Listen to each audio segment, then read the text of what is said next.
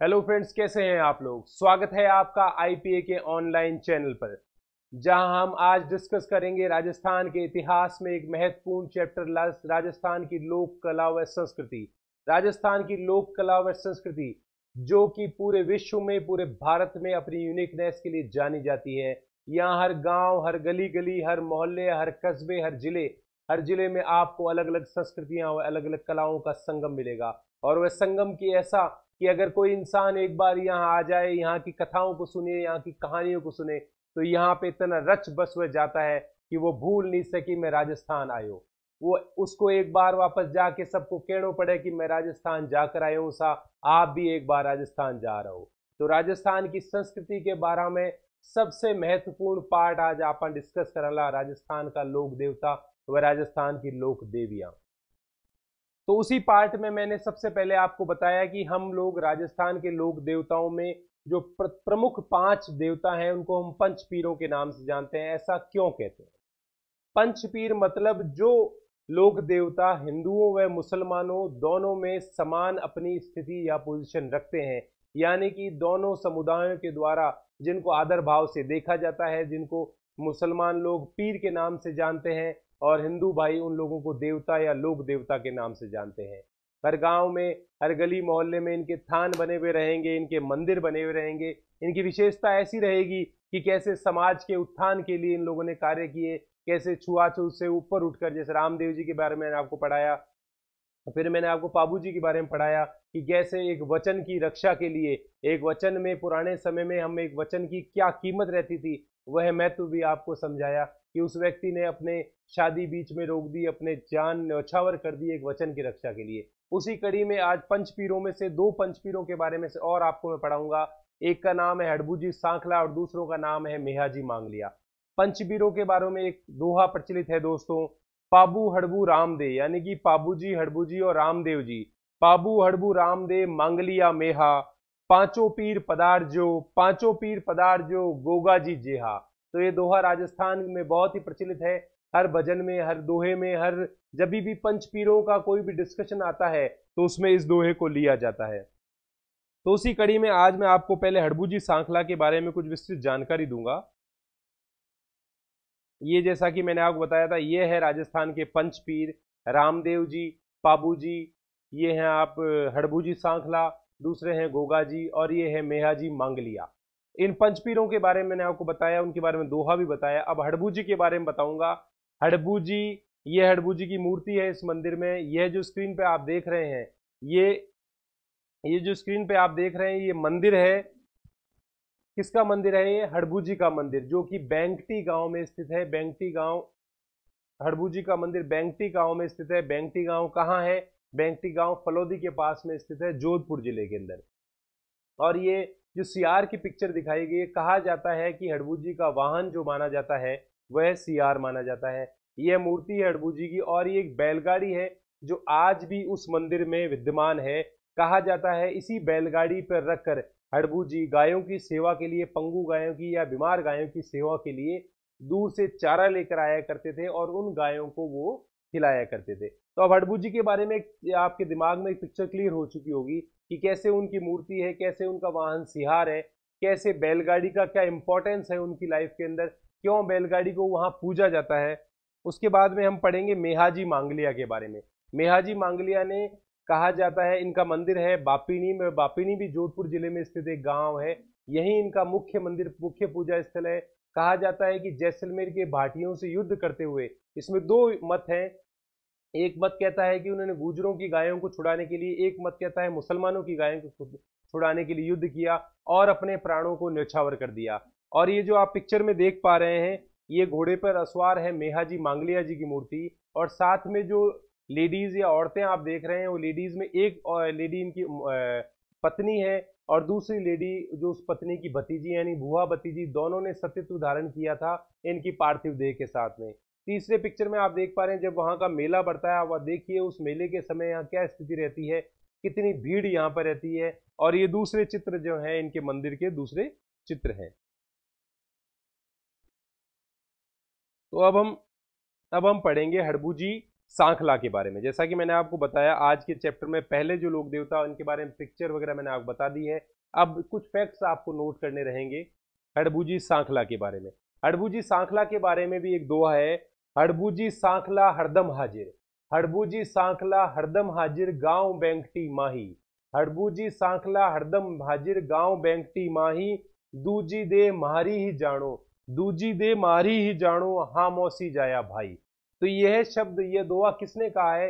ये दोहा कहा है बाबा रामदेव जी ने। बाबा रामदेव जी जिनका स्थान है रुणीचा में, कामड़िया पंथ के जो स्थापक है, जो पहली क्लास में मैंने आपको पंच पीरों में पहले लोक देवता पढ़ाए थे, वह थे बाबा रामदेव जी।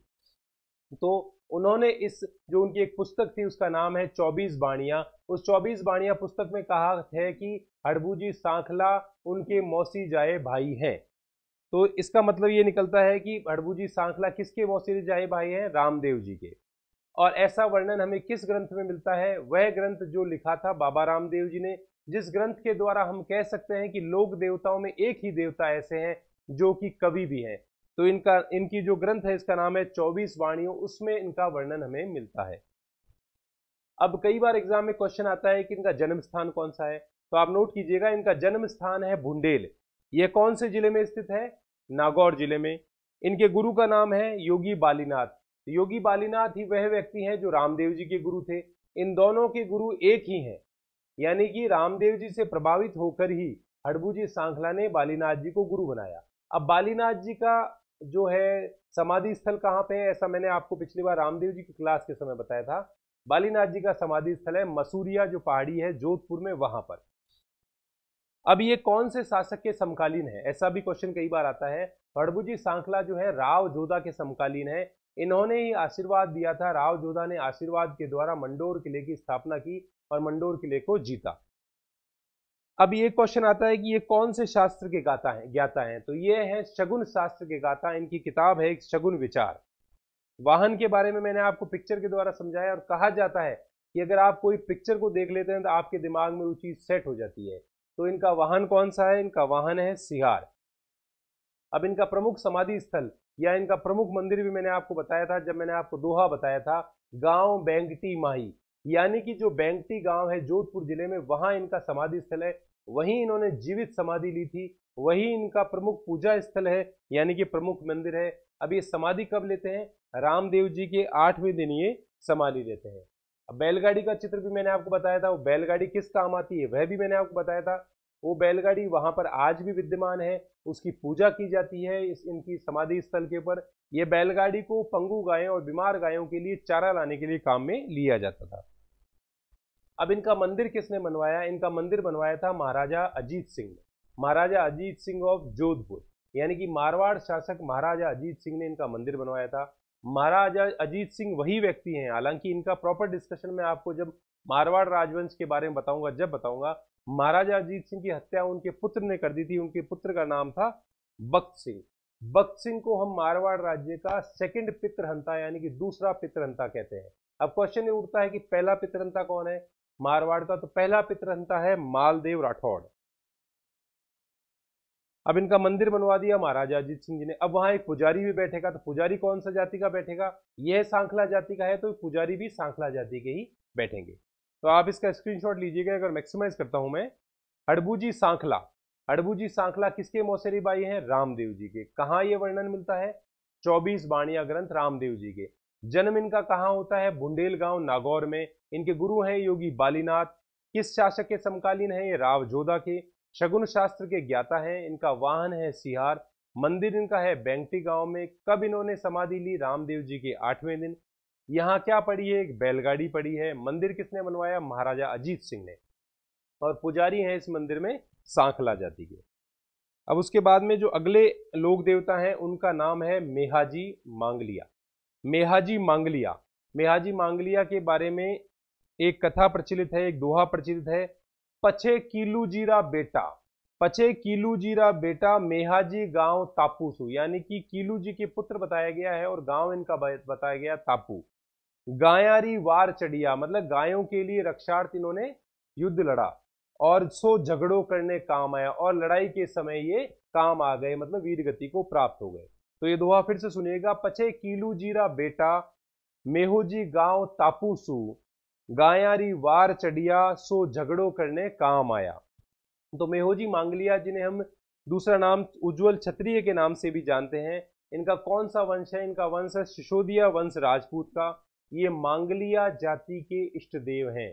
कौन सी जाति के इष्ट देव हैं? मांगलिया जाति के इष्ट देव हैं। अब इनका जन्म कब मिलता है? जन्म मिलता है 1332 विक्रम संवत। अब जैसा कि मैंने आपको दोहे में बताया, गांव आता है तापू, तो इनका जन्म है तापू ओशिया में। अब इनकी जो प्रमुख विशेषताएं ये थी कि इनका सादा जीवन था, ये हमेशा धर्म के मार्ग पर चलते रहे और गौ रक्षा हेतु इन्होंने प्राण दे दिए। अब ये कौन से शासक के समकालीन है? जैसे मैंने आपको बताया, हड़बू जी है राव जोधा के समकालीन, ये है राव चुंडा के समकालीन। इन्होंने राव चुंडा को तलवार भेंट करी और उन्हीं के आशीर्वाद स्वरूप उन्होंने मंडोर दुर्ग पर कब्जा किया। अब इनके दो मत, इनकी जो वीरगति प्राप्त होते हैं उसको लेते हुए दो मत हमें मिलते हैं। पहला मत ऐसा मिलता है कि इन्होंने एक बहन बनाया था, इसका नाम था कान्हा गुजरी, जो पुष्कर की रहने वाली थी, और उसको ये वचन दिया था कि जब भी तुम्हें कोई समस्या आए, कोई तकलीफ आए, तुम हमें कहना। तो कहा जाता है कि जैसलमेर के भाटी शासक भाटी दूदा ने उसकी गायों को चुरा लिया, तो वह भागी भागी मेहरजी मांगलिया के पास आई और मेहरजी मांगलिया ने उन भाटी दूदा से लड़ाई करी और उस लड़ाई में वो वीरगति को प्राप्त होते हैं। पहला मत तो है ये।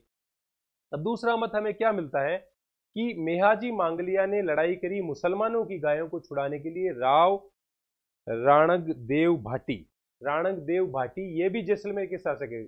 दोनों मतों में शासक जैसलमेर का ही आ रहा है, लेकिन नाम अलग अलग आ रहे हैं। दूसरे मत में आता है राव राणक देव भाटी, जो कि जैसलमेर के शासक थे, उनसे लड़ाई करी और उसमें वह वीरगति को प्राप्त होते हैं। अब वीरगति को प्राप्त होते हैं उस स्थान का नाम है रातड़िया मगरा। तो ये चीजें आप नोट कीजिएगा।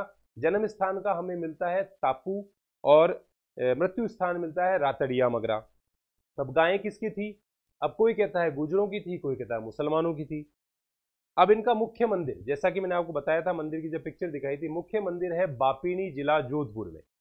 बापीनी जिला जोधपुर में, वहां मूर्ति आपने भी देखी। मूर्ति कैसी थी? जहां दो लेडीज खड़ी है, मूर्ति घोड़े पर, अश्वारूढ़ मूर्ति है उनकी। और मेला यही कहां बढ़ता है इनका? बापीनी में बढ़ता है। इनके घोड़े का नाम, इनके घोड़े का नाम कई बार पूछा जाता है। इनके घोड़े का नाम है किरण काबरा। क्या नाम है? किरण काबरा। अब मेला कब बढ़ता है? इनका मेला बढ़ता है भाद्रपद कृष्ण जन्माष्टमी को, जिसको हम मेहोजी जन्माष्टमी या मेहोजी की अष्टमी के नाम से भी जानते हैं। अब इनके पिताजी का नाम दो जगह अलग अलग आता है। कुछ लोग कहते हैं इनके पिताजी का नाम है गोपाल राज सांखला, कुछ लोग कहते हैं इनके पिताजी का नाम है केलू जी। अब इनका ननिहाल है, ननिहाल इनका है मांगलिया गोत्र में। मांगलिया गोत्र के जो है उत्पत्ति मानी जाती है सिसोदिया वंश मेवाड़ से। वह लोग आगे बाद में खींवसर में बस गए थे और वहां इनकी जो गोत्र है वह मांगलिया गोत्र है, वह इनका ननिहाल कहा जाता है। किसका ननिहाल कहा जाता है? ये ननिहाल कहा जाता है मेहोजी का। तो मेहोजी ने बाद में अपने जो ननिहाल की गोत्र लाई और आगे मेहोजी मांगलिया इनका नाम पड़ा। यही इनका पालन पोषण होता है। कहा जाता है इनके जो पुजारी होते हैं, जिन्हें हम भोपे कहते हैं, उनकी वंश वृद्धि नहीं होती, यानी कि उनके को संतान नहीं होती है, और वो अपनी संतान या अपना वंश वृद्धि करने के लिए किसी न किसी बच्चे को आगे जाके गोद में ले लेते हैं। अब इनकी पत्नी है, इनकी पत्नी का नाम है हीरा देवी, और हीरा देवी की एक भतीजी है जिनका नाम है स्वाग देजी। तो दो लेडीज हो गई जिनकी पिक्चर मैंने आपको दिखाई थी। जी दो लेडीज खड़ी हैं इनके घोड़े के पास, एक का नाम है हीरा देवी, दूसरा का नाम है स्वाग देवी। कहा जाता है जब भाटियों से युद्ध करते समय वीर गति को वे प्राप्त होते हैं, तो उस समय ये दोनों जो स्त्रियां हैं वो उनके साथ में सतीत्व के लिए वो अग्निवेदी में बैठ जाती हैं, और इन दोनों की प्रतिमाएं भी हमें बापिणी के मंदिर में मिलती है। उसी को लेकर एक दोहा कहा गया है, अजंस मेहवे ओणियो रंग वाटे राठौड़, सत की दो माता सिद्धू, सत की दो माता सिद्धू में वदायो मोड़। तो दोस्तों इसी के साथ हम मेहुजी मांगलिया का चैप्टर समाप्त होता है। आप एक बार स्क्रीनशॉट लीजिएगा। मेहुजी मांगलिया, जिनको हम उज्ज्वल क्षत्रिय का नाम भी देते हैं, कौन से वंश को बिलोंग करते हैं? सिसोदिया वंश को। मांगलिया जाति के इष्ट देव हैं। जन्म है 1332 विक्रम संवत, याद रखिएगा, ईसा नहीं है ये, एडी नहीं है ये, ईस्वी नहीं है ये, 1332 विक्रम संवत है। जन्म स्थान है तापू, मृत्यु स्थल है रतड़िया मगरा। ये किस शासक के समकालीन है? राव चुंडा के। किससे युद्ध हुआ? कुछ लोग कहते हैं भाटी दूधा से, कुछ कहते हैं राणकदेव भाटी जैसलमेर से, कुछ कहते हैं गायें गुजरों की, कुछ कहते हैं गायें मुसलमानों की। दो अलग अलग मत हमें इसमें मिलते हैं। मंदिर इनका कहाँ पे है? बापिनी, जिला जोधपुर में इनका मंदिर है। वहीं पे इनका मेला बढ़ता है। कब मेला बढ़ता है? मेहोजी अष्टमी या भाद्रपद कृष्ण जन्माष्टमी को। अब एक क्वेश्चन और बनता है, इनके घोड़े का नाम। इनके घोड़े का नाम है किरण काबरा। इनके पिता का नाम मिलता है गोपाल जी सांखला, यानी कि ये सांखला जाति के राजपूत हैं ये भी। और इनके पिताजी का नाम कई जगह पे मिलता है, कुछ इतिहासकार कहते हैं केलू जी। ननिहाल इनका मंगलिया गोत्र है। दोनों जगह कोई कंफ्यूजन नहीं है, पालन पोषण यही होता है। और कई बार क्वेश्चन आता है, कौन से ऐसे लोक देवता हैं जिनके भूपों की या जिनके पुजारियों की वंश वृद्धि नहीं होती? तो वह लोक देवता है मेहुजी मांगलिया, जिनका मंदिर है बापिनी गांव में। इनकी पत्नी का नाम है हीरा देवी। और जो इनके साथ में दूसरी जो इनकी बुआ, इनकी भतीजी है इनकी पत्नी की, इनका नाम है स्वाग देजी, वह इनके साथ सतीत्व धारण करती है। तो दोस्तों, ये आज के चैप्टर में हमने आपको दो लोक देवताओं के बारे में मैंने आपको पढ़ाया है। उन लोक देवताओं का नाम है पेड़ाजी हड़बूजी सांकला। उनकी पिक्चर फिर से आपको स्क्रीन पे एक बार दिखा रहा हूँ, आप समझ लीजिए। इन पिक्चर्स के द्वारा आप अपने दिमाग में इजीली जोड़ पाएंगे। ये ऐश्वर्य की मूर्ति है। इस मंदिर में इनकी मूर्ति की स्थापना है। और जो वाहन है इनका, यह वाहन जो सियार में आपको दिख रहा है, इस बैलगाड़ी में वो पंगु गायों के लिए चारा लाते थे। मेहुजी मांगलिया, ये मांगलिया मेहुजी मांगलिया की फोटो है जो घोड़े पर अश्वारूढ़ है। ये घोड़ा जो नीचे है, इस घोड़े का नाम है किरण गाबरा। और जो लेडीज दोनों है, इनका नाम है हीरा दे और स्वागदे जी। और जो मेला बढ़ता है वो है इनका बढ़ता है बापेनी गांव में। और इनके भोपों की वंशवृद्धि नहीं होती है। तो दोस्तों, आज की कक्षा में सिर्फ इतना ही। फिर मिलेंगे हम आपको आखिरी जो पंचपीरों में लोक देवता है उनके बारे में मैं आपको कुछ और जानकारी दूंगा अगली कक्षा में। तो नमस्कार दोस्तों, फिर मिलते हैं।